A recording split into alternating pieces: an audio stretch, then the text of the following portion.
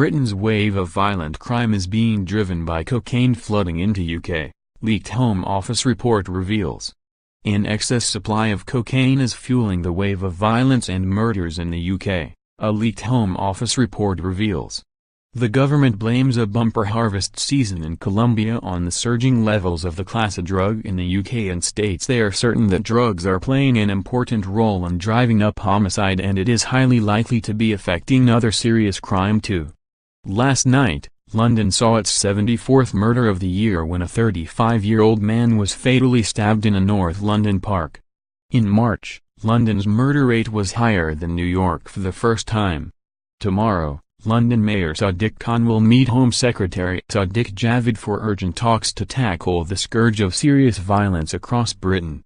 Nationwide, knife attacks are up 22% and robberies up 33%.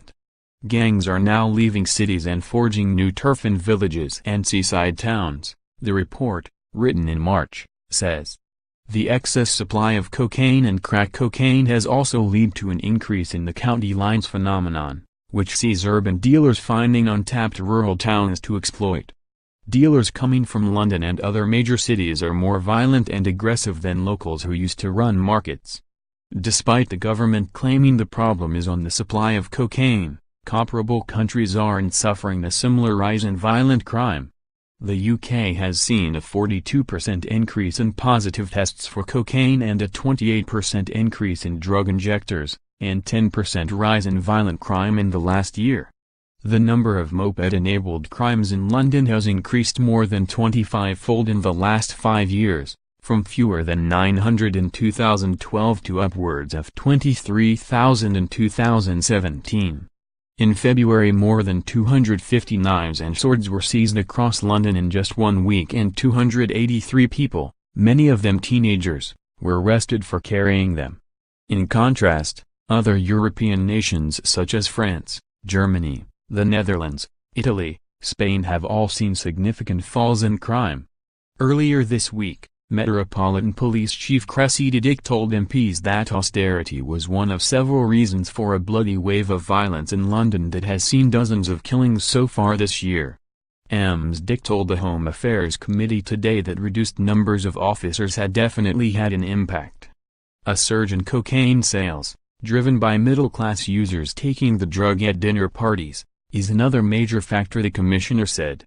In England and Wales overall, the number of deployable officers across the 43 forces plummeted from 143,734 in March 2010 to 123,142 in March 2017. 3 of Britain's biggest forces lost nearly 2,000 officers each over the 7 years. Louise Hay, the Shadow Minister for Crime, told the Sunday Times, a toxic cocktail of a more aggressive and profitable drug market in the context of 8 years of austerity have created the conditions for violent crime to thrive.